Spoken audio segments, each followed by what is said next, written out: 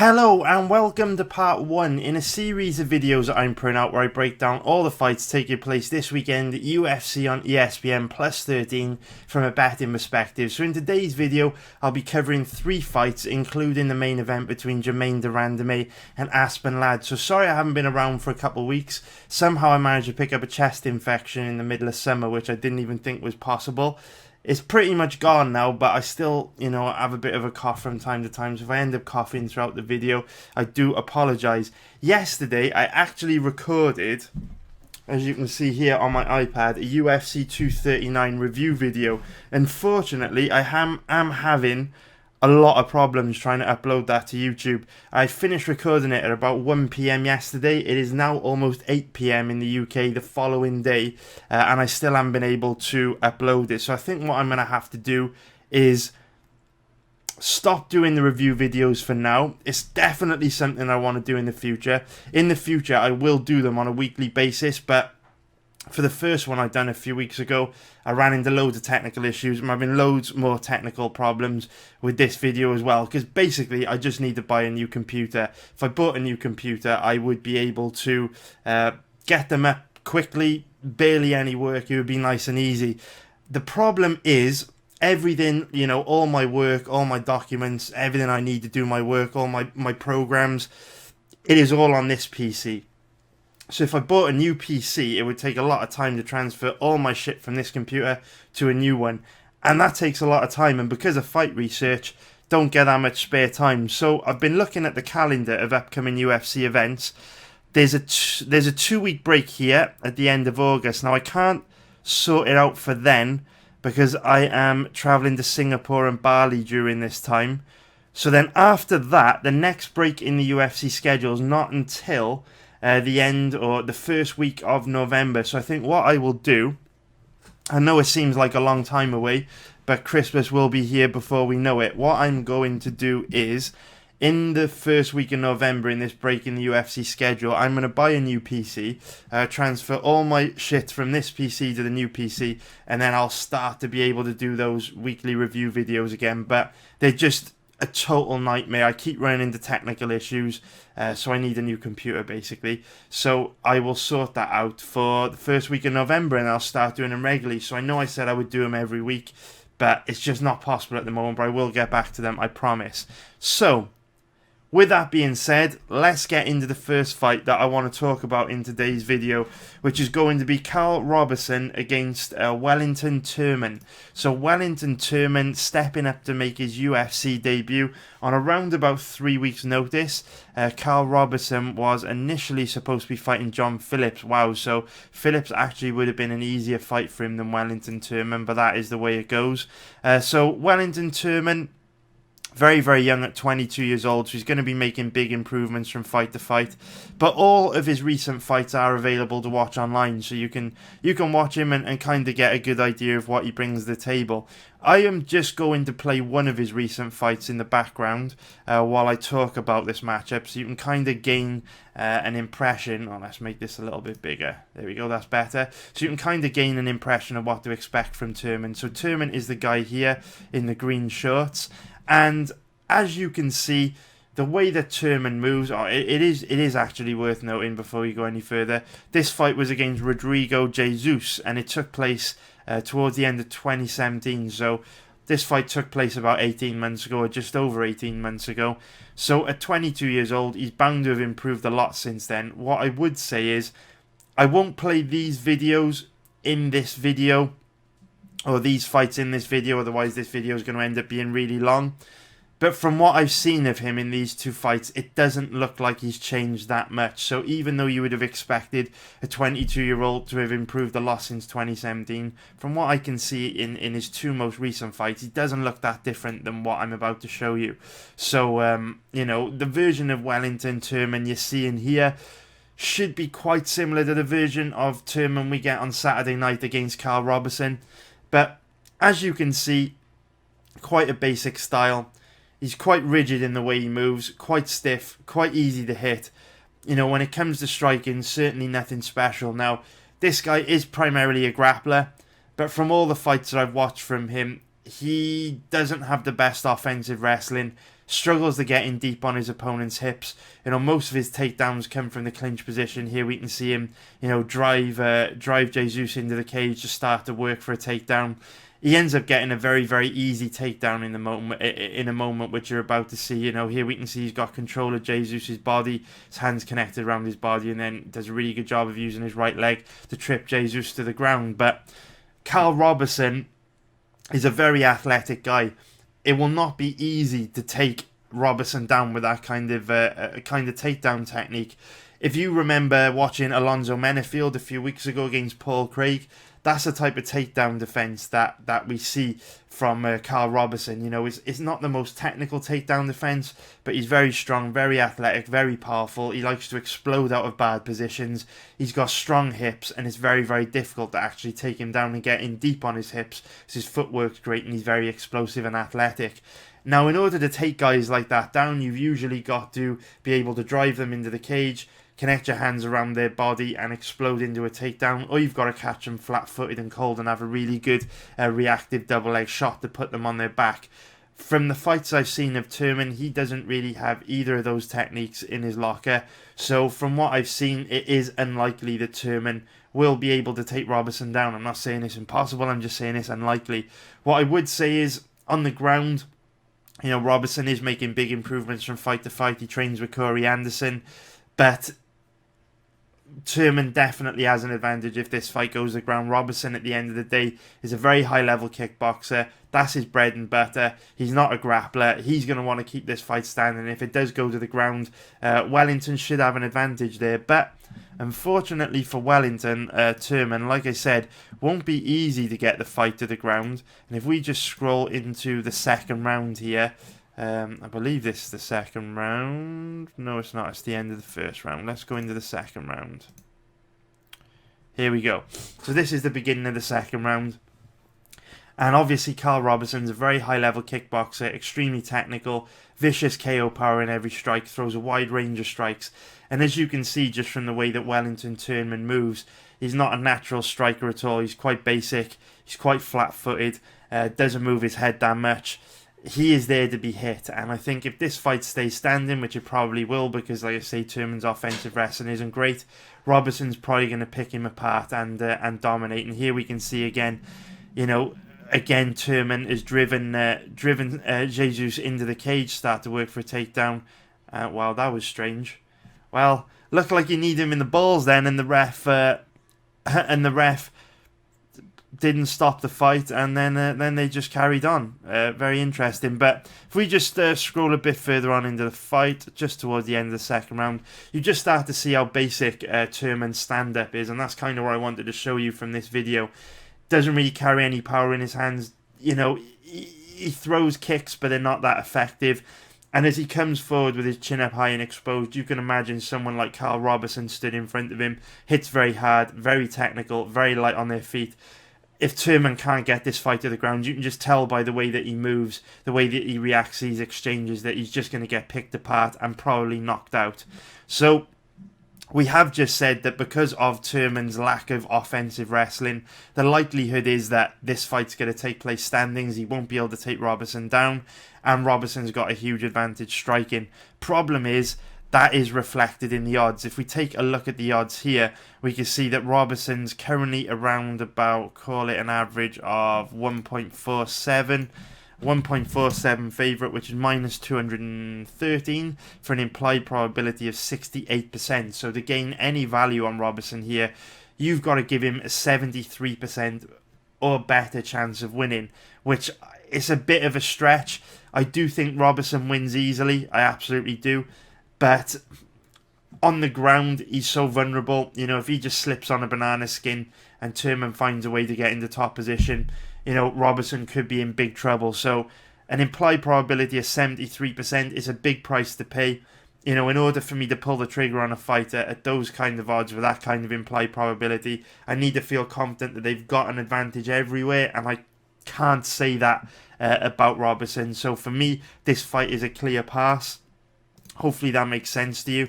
At the same time, I wouldn't even entertain betting Turman as an underdog. He's currently around about, call it an average of 2.70, which is plus 170. there's no way I'm betting Turman as an underdog because, I don't think he'll be able to take Roberson down. If it stays standing, he's probably going to get picked apart and knocked out, and he's taking the fight on 3 weeks' notice. It's not going to be easy for a young 22-year-old guy to come into the UFC, make their debut on short notice against such a dangerous, explosive, high-level striker. And with Roberson being in the gym every day with another strong wrestler like Corey Anderson, he's going to be making big improvements from fight to fight to his takedown defense and ground game. So, easy pass for me. Absolutely easy pass. No point in considering a bet on that fight. So now, let's go into the next fight, which is a Brianna Van Buren against Livia Renata Souza, the Brazilian gangster. So, when I was scanning through all the names of all the fighters competing at this week's event, Brianna Van Buren was the first name that jumped out at me as a potential bet. I think she's a brilliant fighter. She's the Invicta strawweight champion. She's absolutely excellent. Brianna Van Buren is the total package. She's a strong wrestler.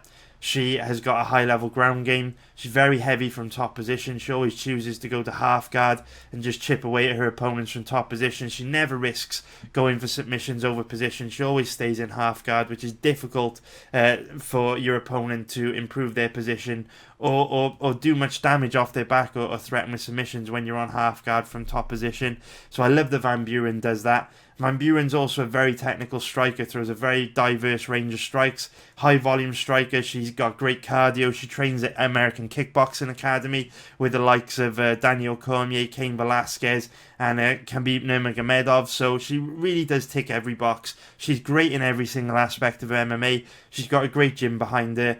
She's former Invicta, or current Invicta FC champion, because obviously, she won the Invicta strawweight tournament and was immediately signed by the UFC.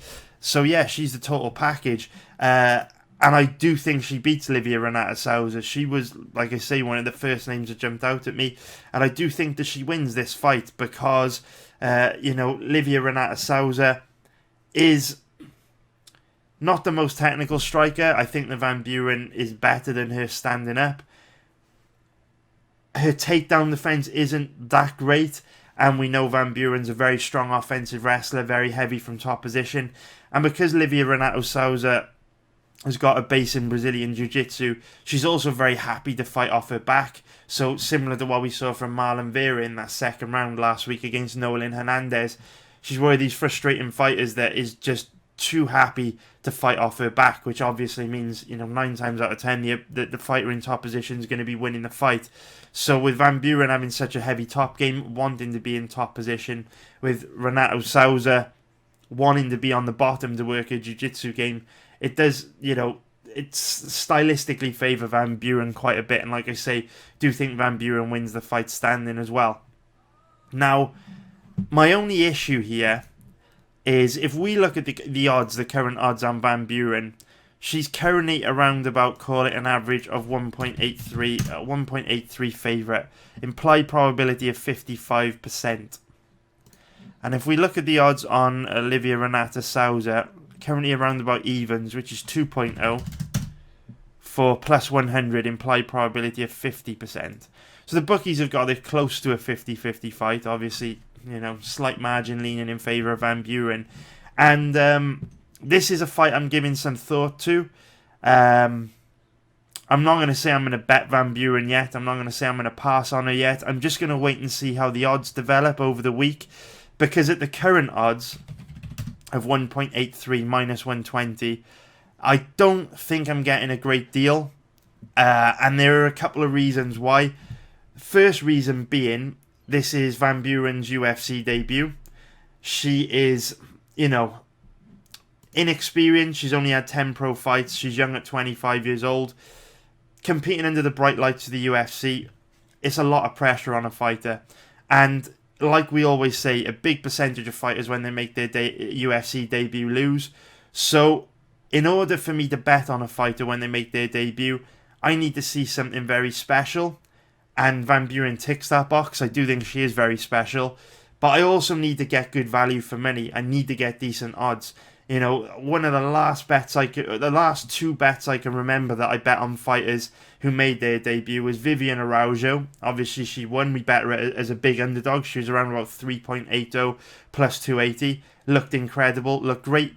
You know, outside of the UFC, Octagon jitters didn't play a part at all in her debut. She looked great.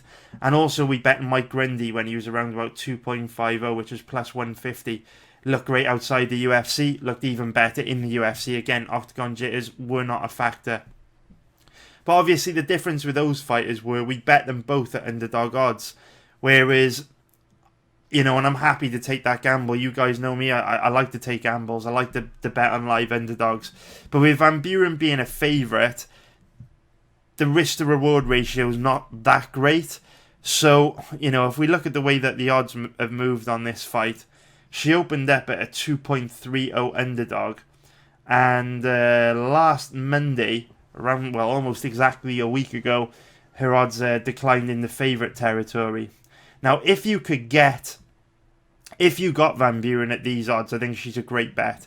If you could get Van Buren at underdog odds, I think she's a great bet. But as it stands at the moment at these current odds, for me, is borderline. Just because there are a few risk factors. Like I've said, making her debut is a risk factor. She's also, you know, really small for the division. She probably should be competing at atom weight. She's only 5 foot tall with a 62-inch reach. Renata Souza's not that much bigger. She's only got a 1-inch reach advantage. She's quite a bit big, quite a bit taller. But you know, being undersized is a bit of an issue as well. And also, another risk factor is that in many ways she is a victim of her own success. You know, I know she's got a couple of losses on her record, but, you know, since she took this 3-year break in between her last loss in MMA, this was a loss in a grappling bout, but, you know, in this 3-year gap, since she lost to Amy Montenegro back in 2015, since she came back in 2018, she's absolutely blown through every girl she's ever fought. Like 1, 2, 3, 4, 5. Her last 5 opponents since she took that 3-year break, she totally dominated them. Took them down when she wanted to take them down, outstruck them with ease, did whatever she wanted to do to them on the ground. And because of that, it's difficult to assess, you know, how she's going to react if Renata Souza hits her hard. You know, we haven't really seen her eat a big shot. You know, I'm not going to say her chin's bad, because in the strawweight division, you know, the girls don't tend to lack enough power to one-shot KO people anyway. They tend to break each other down with volume. So I'm not saying Van Buren's chin would probably be an issue, but Livia Renata Souza is one of the harder hitting strawweights. You know, I know she won this fight here by Alex Chambers by guillotine choke, but this choke was set up by the fact that Souza rocked Chambers just before it, and then she dived on the submission after she'd hurt her with strikes. You know, she knocked out Hamasaki, who's very tough. She was 14-1, knocked her out. You know, Hamasaki, very, very tough fighter. And also she finished Deanna Bennett with strikes as well. So Souza has got above average power for the division. She is very dangerous standing. And we haven't really seen Van Buren have to eat any big shots or face anyone standing that can hurt her. So that's one red flag. Also, she does have a very traditional wrestling style, as you'd expect from training at American Kickboxing Academy. So even though it's very difficult to put her on her back, we haven't seen her on her back, how she copes, you know, working her way back to her feet. If she's able to work her way back to her feet, how effective she is off her back. We haven't seen that. And a lot of the time, traditional wrestlers, when they're on their back, they are very ineffective. And, you know, Livia Renata Souza has got a very, very good level of Brazilian Jiu-Jitsu. She's very technical on the ground. She's heavy from top position. And she's got a size advantage. And we saw, you know, last week in the Diego Sanchez versus Michael Chiesa fight, how much size matters in a grappling-based fight, because Chiesa's physicality, his size, was just too much for Diego to handle. So that is another red flag. So I do think Van Buren wins. She is brilliant. Absolutely brilliant. She's great everywhere. I don't love the odds, though. I would really like to bet her at underdog odds. So I'm not going to say I'm going to bet her. I'm not going to say I'm going to pass.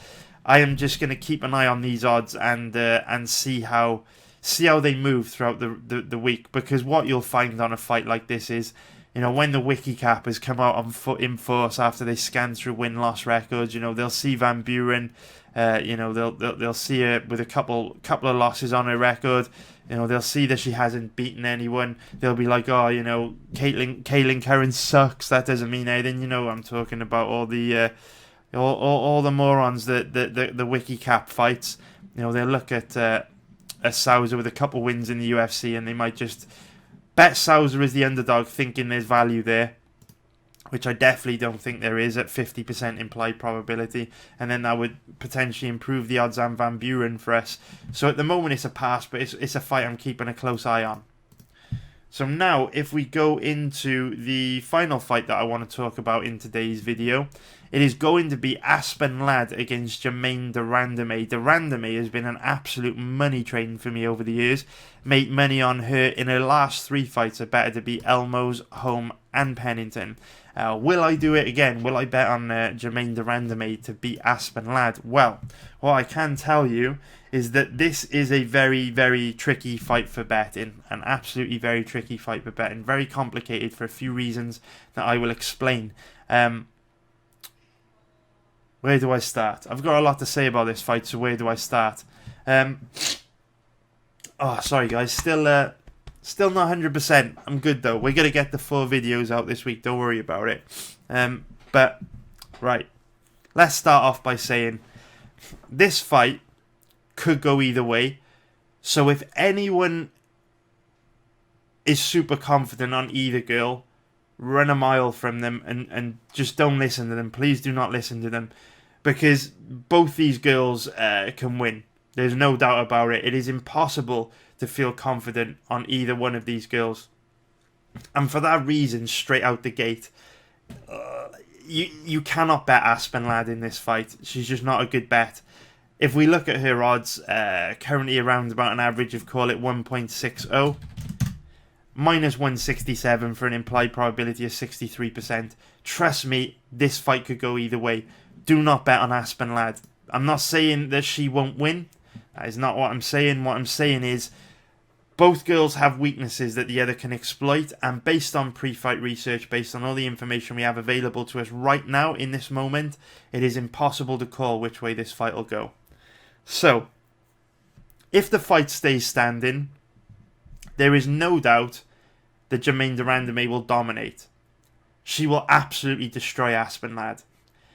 Aspen Ladd causes a lot of girls problems with her stand-up because she's extremely tough. She's got the cardio to fight at a high pace for 10 rounds.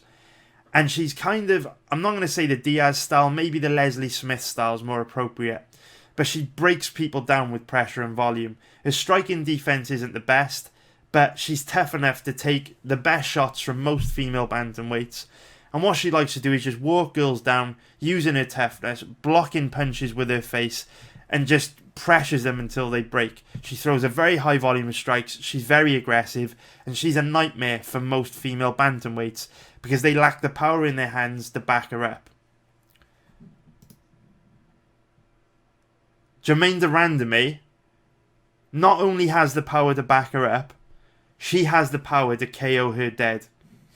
So up until this point in her career, Aspen Ladd's been able to use her chin and toughness to walk her opponents down and just walk through their shots.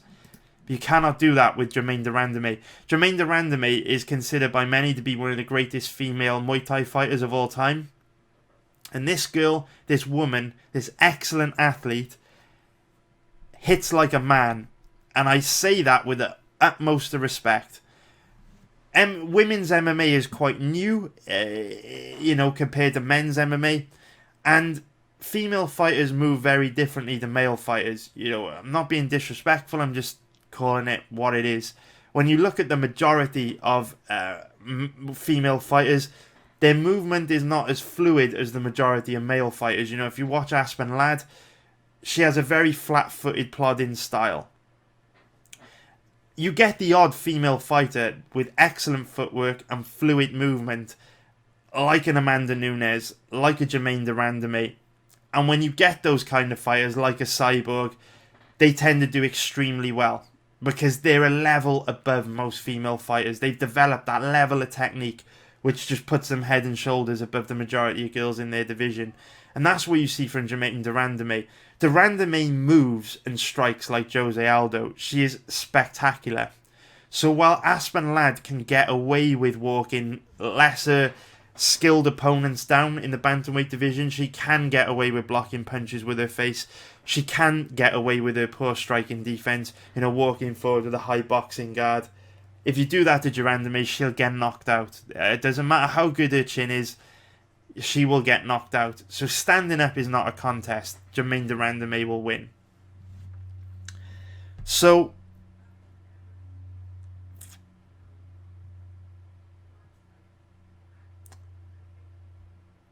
the question, I guess, is if we know de Randamie will win this fight standing, is can Aspen Ladd take de Randamie down? I made up a name then. I called her Randamie. Maybe that should be a nickname. Randamie. I like that. Jermaine de Randamie. Let's get her name right. Let's not be disrespectful.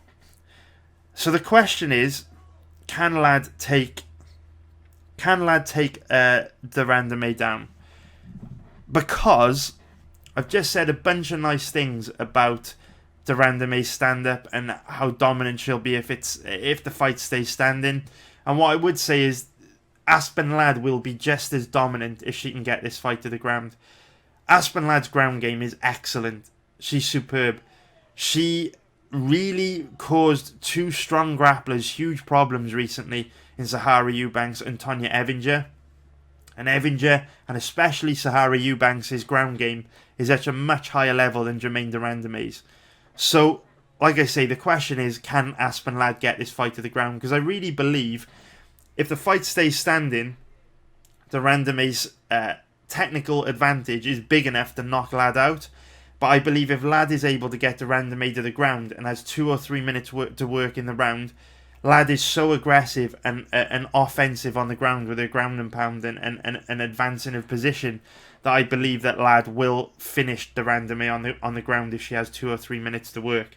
So, can Ladd get de Randamie down? Well, it's impossible to say based on past performances. What we do know is that when Jermaine de Randamie first entered the UFC back in 2013, her takedown defense and ground game were extremely poor. Extremely poor when she entered the UFC back in 2013.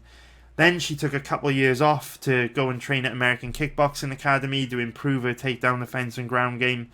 When she came back in 2015, she showed great signs that her takedown defense has significantly improved. In fact, in her last 4 fights since 2015, no girl's really been able to take her down and hold her down. Her takedown defense looks a hell of a lot better. The problem is, in her last 4 opponents against Larissa Pacheco, Anna Elmos, Holly Holm and Raquel Pennington, none of these girls are particularly strong offensive wrestlers. So even though it is undeniable that Jermaine de Randamie's takedown defense has improved immeasurably since 2013, has it improved enough to keep this fight against Aspen Ladd standing? Now, what I would say, based on de Randamie's last 4 performances, her takedown defense is excellent. She's got very strong hips. She's very athletic. She does a very good job of creating a very wide base against the cage. And she's so strong in the clinch because of her background in Muay Thai that it's very difficult to take her down in the middle of the octagon because her footwork's so good and she's so explosive and her hips are so strong. So the only way you're going to get her down is by driving her into the cage and working for a takedown against the cage. But because of her Muay Thai background, she's so strong in that position that it's very, very difficult to control her against the cage and take her down. But even though none of her past opponents have been able to take her down, since 2013, de Randamie does make rookie mistakes against the cage, which does leave her vulnerable to being taken down. No one in her last 4 fights have been able to make her pay for those mistakes, but the mistakes are there. So the kind of mistakes I'm talking about, the first mistake is a mistake that a lot of fighters in the UFC make that have a base in Muay Thai. Instead of fighting for underhooks, which makes it difficult for your opponent to control your body and shift your body weight and balance, she goes to an overhook to defend a takedown, which isn't as strong, not as strong as an underhook. So that puts her at risk of being taken down. Another thing that she does is she throws kicks and knees whilst her opponent is trying to take her down. So instead of focusing on getting underhooks in play and preventing them from getting in on the legs or controlling her body to be taken down, she'll actually throw knees and kicks in those positions, which puts her at risk of being taken down. And also, another mistake that she makes is when her opponents, again, are shooting for takedowns, instead of just focusing on defending the takedown, instead of focusing on getting underhooks in play and clearing the legs, you'll often see her throw strikes, elbows, punches, knees, or kicks, which again puts her at risk of being taken down. Now, those weaknesses would suggest that Aspen Ladd, being a strong grappler, has got quite a good chance of getting this fight to the ground. But after watching Aspen Ladd's past fights, I'm really not convinced. Because even though Aspen Ladd is a very strong grappler when she gets her opponents down, she's not particularly great at getting her opponents to the ground. Her offensive wrestling is very poor. She struggles to get in deep on their hips to shoot takedowns. Most of her takedowns come from the clinch position, from like trips and throws, which is where we said the Randamie is at her best, where she is very difficult to take down because of how strong and comfortable she is in the clinch. So Aspen Ladd won't find it easy to get this fight to the ground. The main reason why Aspen Ladd will struggle to get this fight to the ground is we spoke about her striking style, where she's quite rigid and she kind of just plods forward.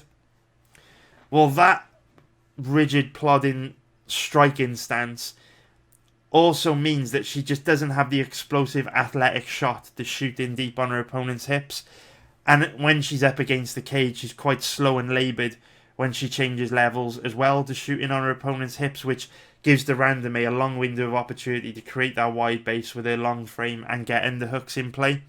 So Aspen Ladd is going to struggle quite badly to get this fight to the ground. So with this fight, there are just a lot of uncertainties, which makes this fight impossible to call, and no one can feel confident either way in either one of these girls. It's an impossible fight to feel confident on. Now, if we take a look at the odds, I said at the very beginning of this breakdown, there's no way you can bet Aspen Ladd at odds of 1.60 minus 167 for an implied probability of 63%, because I do feel she's going to struggle to get this fight to the ground, and if it stays standing, she's going to get murdered. So there's no way you can bet Aspen Ladd as a favourite. If we look at the odds on Germaine de Randamie, we've got a more difficult decision to make.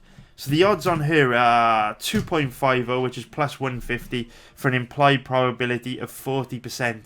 So to get value on a bet on de Randamie, you need to see this as a 50-50 fight. Current implied probability on her is 40%. If you see it as 50-50, you're getting a 10% margin. For me, because of the uncertainty, it is very difficult to give de Randamie a 50% chance of winning, because if you try and understand my logic here, I think Aspen Ladd will find it very difficult to take de Randamie down, because she's not the best offensive wrestler. De Randamie is difficult to take down. She's got a lot of upper body strength, strong core. She's difficult to take down against the cage. Having said that, she does make a lot of rookie mistakes. Like I mentioned, throwing strikes instead of defending takedowns. She goes to the overhook instead of underhooks. Silly little mistakes like that can cost her, throwing knees instead of focusing on defending takedowns. So her takedown defense isn't bulletproof. And if she makes one mistake in 25 minutes, slips on a banana skin, and ends up on the ground with Aspen Ladd on top of her with 2 or 3 minutes left to work, from what I've seen from their past fights, Germaine de Randamie will not survive on the ground, and Aspen Ladd will get a finish if she's got 2 or 3 minutes left to work. So it's a complex fight, because Aspen Ladd doesn't really have the skills to take de Randamie down. If both girls show up and perform to their full potential, de Randamie keeps this fight standing and murders Aspen Ladd. But if de Randamie makes one mistake, if she slips on a banana skin one time in 25 minutes, and Aspinallad's got 2 or 3 minutes left to work in the round, you know, Aspinallad's going to win. So, it's complicated. Do you give a 50-50 probability to the fight based on what I've just said? It's tricky for me, because the probability of Aspinallad capitalising on a mistake that the Randamie makes in 25 minutes, which is a very long time, and getting this fight to the ground is quite high. Like, 25 minutes is a long time. The Randamie makes a lot of mistakes. You know, if Aspinallad's done her homework, there are mistakes she can capitalise on to get this fight to the ground. So, can you cap it at 50-50? For me, it's a stretch. I don't know. I'll let you decide. I've given it to you as real as I can. Like I say, everybody wants picks. Everybody just wants picks. But fighting is very complex. And remember, there's no right or wrong in this game. There's no black or white. It's a very, very complicated sport. It's an artistic sport with lots of intricacies and details you have to pay attention to. And the reality is, one of the reasons why we like MMA is it is so complex, it is so unpredictable. And all the information that I've just given you should help you understand why this is such a complicated fight to predict, why no one can predict it with any accuracy. And if we look at the current odds on both girls, based on the unpredictable nature of this matchup, I don't feel like there's a lot of value on either side. So personally, from a betting perspective, this isn't the kind of fight I'm interested in, just because I feel that no matter who I would bet on, whether it be Aspinallad or Jermaine Randamie, I don't personally feel like I'm getting a very good risk-to-reward ratio on my money. And for that reason, I'm going to pass. You might feel differently. I hope you do. I hope you are able to use the information I've given you to make a solid betting decision. But for me, this one is a pass. So if you like this video, guys, please hit the like button below. It would mean a lot. And please also subscribe if you haven't already. I promise you, towards the end of the year, I'll start doing those weekly review videos where I go over my betting results and I'll, you know, review every fight on the fight card. But the reality is, I just want to be able to turn a camera on in my car when I'm running my errands on a Monday, talk to the camera, come home, and upload it straight to YouTube. My current setup, it's very difficult to do that. I need a new computer. So I will take care of that in the first week of November when we get the next break in the UFC schedule. I'd love to do it in the break in late August, where I'm in Singapore and Bali for 10 days. So I literally have no time off during that time at all. So yeah, I promise you there'll be loads more content coming soon. I've got loads of different types of videos I plan on doing in the future. I just need a new computer to make them happen, and I will get that sorted at the end of the year. But we'll keep busting out these breakdown videos. I'll get the 4 videos done this week, unless I catch malaria or something like I did last week. And yeah, take care everyone. Please like the video, please hit subscribe, and I'll see you all tomorrow with part 2. Too many thoughts on my mind, I can't sleep at night, so I just keep writing. I don't need no help, I don't need opinions, so don't waste my time then. I just been living online, my city don't show me no love, and that's fine. Fuck local radio stations, I got more plays than all of these rappers combined. I'm going again, I've been going in, I'm fed up with so many things, I gotta just let it all out. I'm talking about the shit they've been talking.